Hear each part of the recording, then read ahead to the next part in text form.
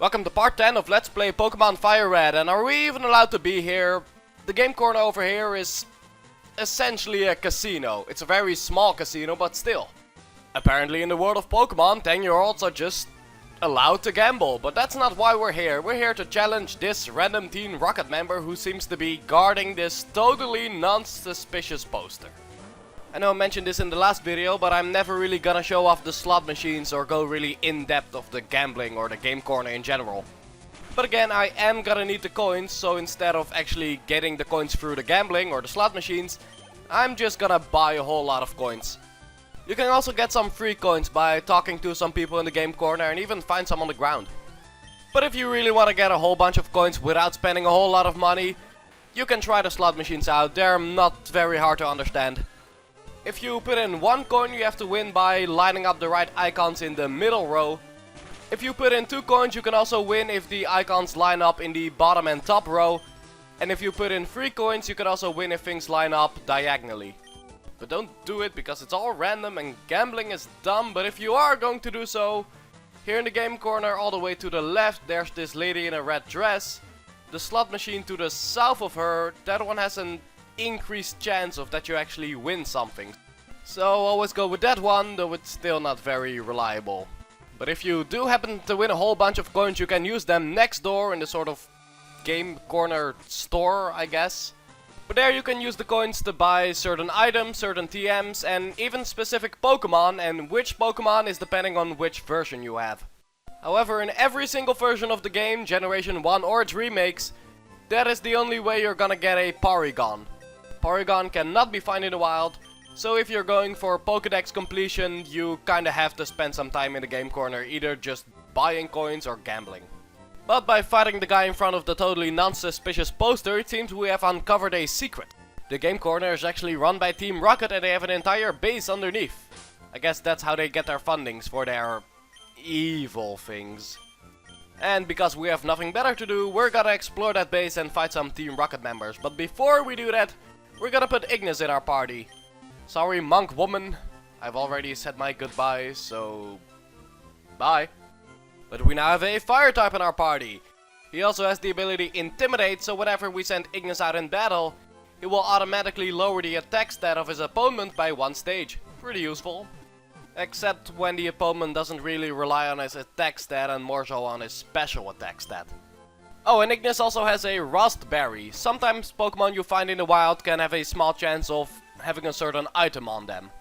The Rust Berry for Ignis is kind of entirely pointless because the Rust Berry cures you from burn when you're being burned in battle, but Ignis is a fire type, so it's already immune to burn.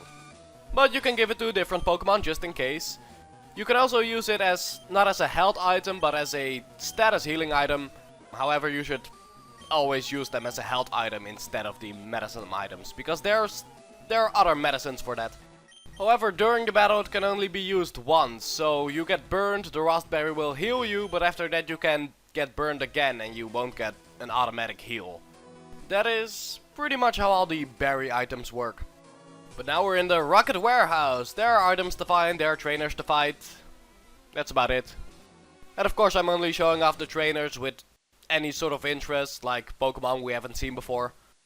But your only goal here is really just to get to a certain room. But again, there are items here, like this one. It's the TM for Frustration. Hey, it's that move I was talking about earlier that is absolutely horrible. But there's something else here, and those are spinny platforms. When you step on one of the arrows, you will start spinning in that direction until you hit either a wall, another spinny platform, or one of those yellow platforms. So it's sort of a miniature puzzle in order to find out which arrow you should step on in order to get through. I just like how the trainer sprite looks when you start spinning. I mean, it's just spinning, but it looks hilarious. However, in Generation 1, these things were really slow. It would take forever to get anywhere on these things. So I'm glad that for this remake they decided to speed it up by a lot. But you wanna know the best thing about going through a base that's filled with Team Rocket members? Team Rocket members all use the same damn Pokemon, and you're gonna see them at every corner, and they're not even good Pokemon, they're all just Rattata and Raticate, some Zubat, and you can probably count the variety of Pokemon they use on one hand. Like this guy right here. I don't even know what Pokemon he has, but I'm guessing it's probably purple. There you go. This guy doesn't have any Pokemon we haven't seen before, but he does have a certain item that we need from him to progress through the Rocket Warehouse. But thank God I'm only showing a select few of Team Rocket members I fight here. Because if it's not the caves that makes you sick of seeing Zubats everywhere, it's these guys. Oh, Team Rocket members. Though at least it's not two certain Team Rocket members from the anime, though those do appear in Pokemon Yellow. Oh, and speaking of Pokemon Yellow, because I don't really want to talk about Team Rocket anymore, because in Pokemon Yellow your starter is always a Pikachu, your rival doesn't really get to choose any of the other starters, instead he will always start out with an Eevee. And as I mentioned in the last video, Eevee has 3 different evolutions, at least in the first generation, and which evolution he gets is actually decided by whether you win or lose the first 2 battles you have with him, so that's kinda neat. I think that's a cool little mechanic. If you win the first 2 battles, he gets a Jolteon. If you win one and lose another, he gets a Vaporeon. And if you lose both of them, he gets a Flareon. Pokemon Yellow does have some few minor cool things about it. And the Pokemon sprites in Pokemon Yellow are actually pretty decent. Whereas in Pokemon Red, Blue and Green, they were but ugly. But that's all for Pokemon Yellow. We're still in the Rocket Warehouse and... yeah, let's talk about other random stuff. This place is boring. Let's see, I have a list here. Do I need to make some corrections I've said before? Let's see. Arena Trap does not work on Ghost Pokemon in Generation 6. Well, that was useful. What else? Let's see. What I mentioned, the immunities, the status effects, I forgot to mention that grass types are actually immune to Leech Seed. And I also have this list of game mechanics that were different in Generation 1 because Generation 1 was kinda shitty. But I'm gonna save that list until part 13, where we have to go through another place filled with Team Rocket members, so I need something to talk about there too, and that one's worse.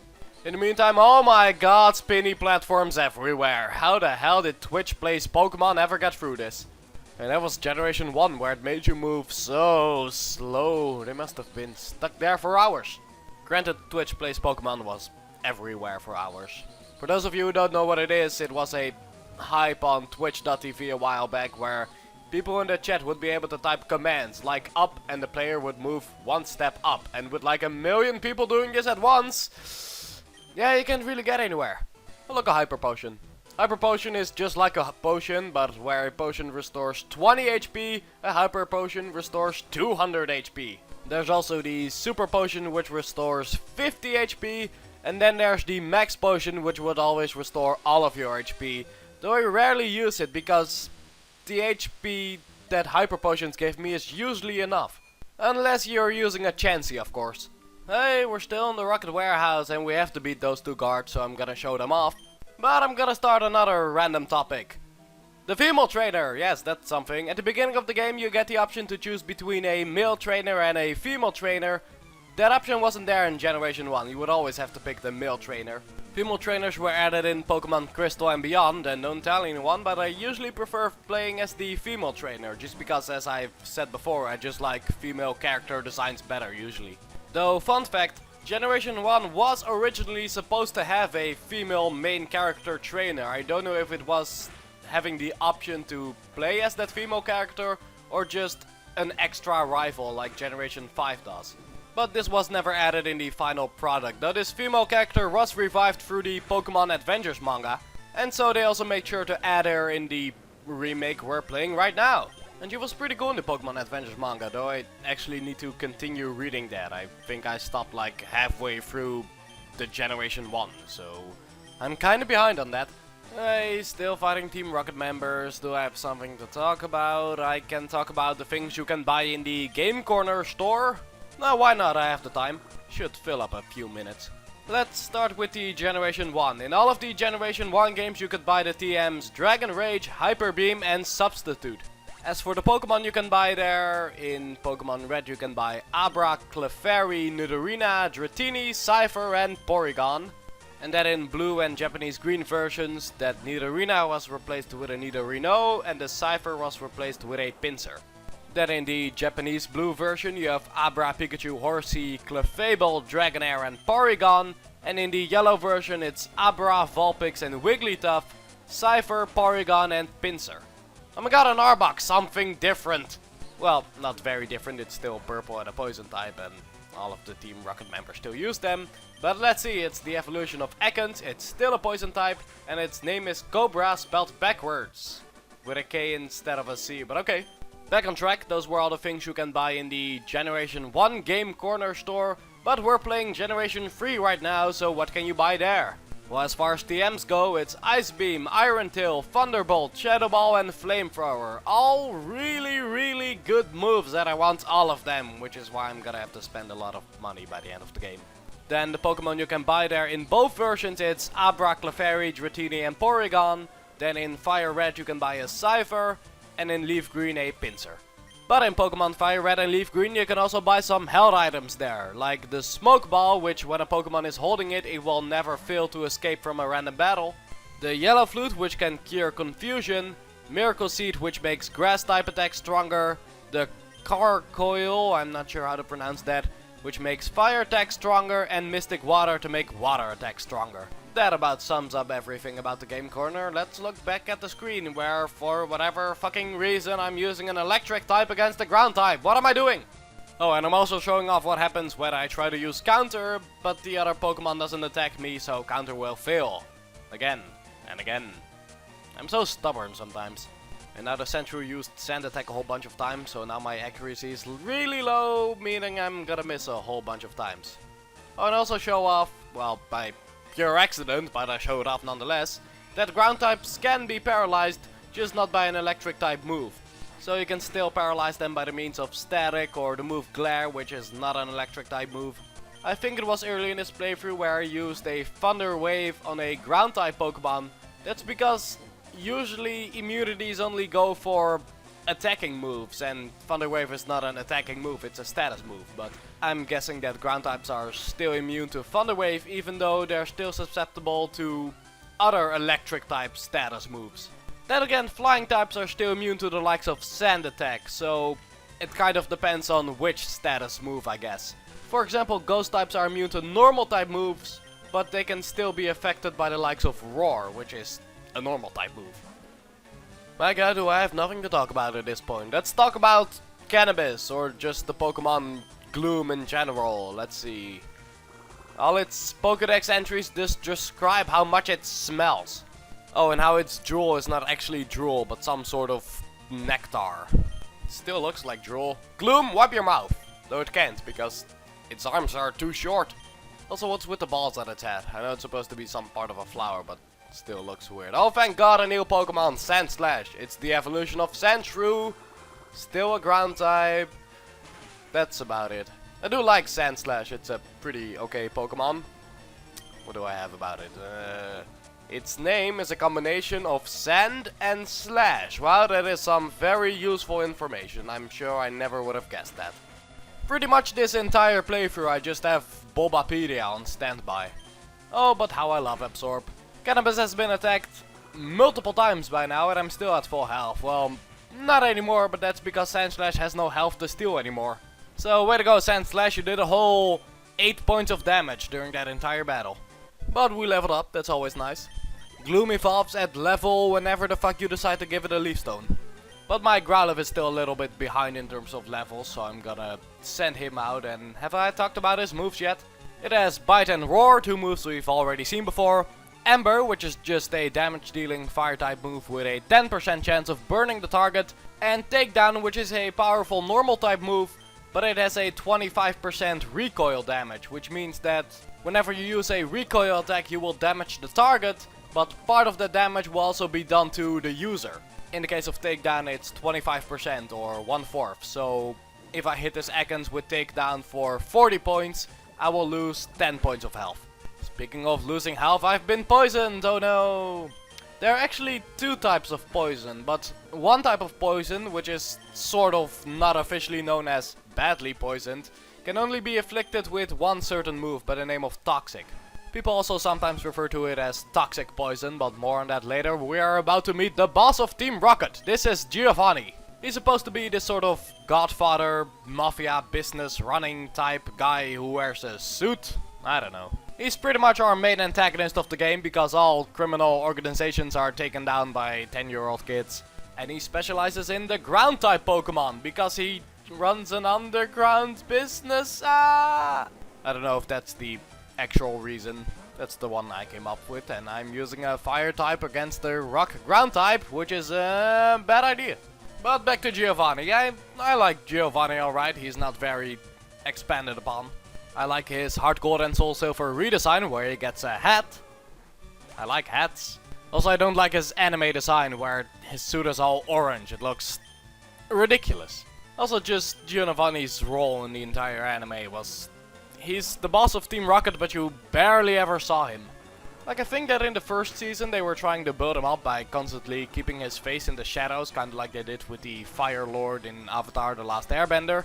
But then they never really did anything with that. In fact, I don't think he ever actually met the main characters of the anime. Maybe once or twice, but not that I know of. And it's weird because he was supposed to be the main antagonist, but that it's just completely dropped. But that's just one of the many mistakes and missed opportunities that the Pokemon the anime had, which is why people are glad we have such a thing as Pokemon the Origin, where its only problem is that there's not enough of it. Which I mean, there weren't enough episodes, or it wasn't long enough. But hey, look, a Rhyhorn! It is a ground rock type, but for some reason it always looks like a steel type for me. Maybe I'm just Pokemon racist, that every Pokemon that is gray should be a steel type. I actually used to do that a lot, where the Pokemon Wobbuffet, which is a Generation 2 Pokemon for example, it's a psychic type, but because it was blue I always thought, no, it must be a water type.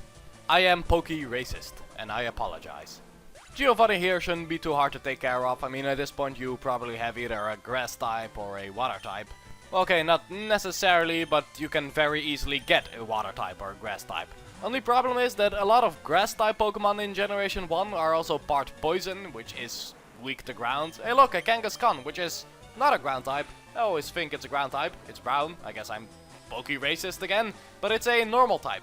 Also, it is theorized that this thing is actually the mother of the Cubone, and when this thing dies, the Cubone starts wearing its skull, and then it evolves into a Marowak, and if the mother doesn't die, it will just become a Kangaskhan. I don't know, it's weird. But again, with all fan theories, you can take them or leave them. It is a pretty clever theory, I'll admit, and I think it mostly comes from the fact that the little baby Kangaskhan it has with her never becomes its own Pokemon, even though it clearly has its own different design to it.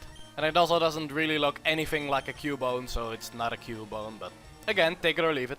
In fact, kind of a weird thing about Kangaskhan is when you hatch a level 1 Kangaskhan out of an egg, it is born with the baby. It is born as a mother, and yes, it's always a mother. There's no male Kangaskhan, it is exclusively female. But yeah, that brings up the question, what is that baby thing? Is it part of Kangaskhan? It's not a non-evolved Kangaskhan, because Kangaskhan doesn't have a pre-evolution, so what is it? Whatever it is, it's not relevant until Generation 6, where they add Mega Evolutions, and Mega Kangaskhan doesn't actually Mega Evolve itself, but the little baby thing does, and it gets the ability Parental Bond, so they can both attack at the same time, so everything works sort of like a double attack move thing. I don't know. Mega Evolutions overall are kind of a hit or miss, or in my case I'm sort of a middle ground, because I have things I don't like about them and things I do like about them. I don't really care. At least I don't mind them being there, but if they were gone I wouldn't really miss them either. And I guess that at this point I might as well explain what Mega Evolutions are, even though they don't exist until Generation 6 yet. If you give the right Mega Stone to the right Pokemon, it can Mega Evolve during battle. It's not like normal evolution where it's permanent, it's sort of a temporary transformation. But we defeated Giovanni and he dropped something by the name of the Sylph Scope. With the Sylph Scope we can now see ghosts. Ooh. Meaning that now we can actually make progress in the Pokemon Tower.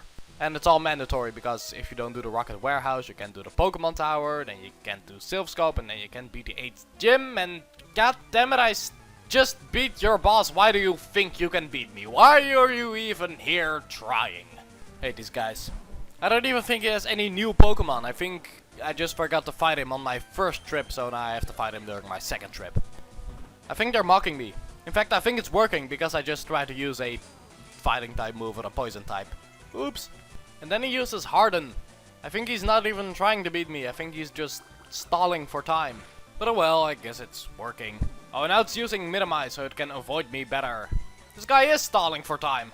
Anyway, something I was trying to bring up earlier until I got distracted is that a lot of grass types in this game are also part poison or part something else. There are barely any pure grass types in this game. I think there's only one. Just one grass type in the entire Generation 1 that is just a grass type. But worse, I think rock type. There's not a single pure rock type in the entirety of Generation 1. And we get one pure rock type in Generation 2, but in Generation 1 it's always combined with something else. Same goes for ghost types, but that's a little more excusable because there's only one line of ghost type Pokemon to begin with. Same goes for dragon type, where there's only one line of dragon type Pokemon, the first two of which are pure dragons, but then evolved into a dragon flying type. In the end, the point I'm trying to make is that Generation 1 had a fine variety of types, it just didn't give those types to a variety of Pokemon. And then Generation 2 added one dragon and one ghost. But by now we have plenty of variety, they just sort of did it in baby steps. But that's finally it for the boring Rocket Warehouse and the end of part 10 of Let's Play Pokémon FireRed. So see you next time!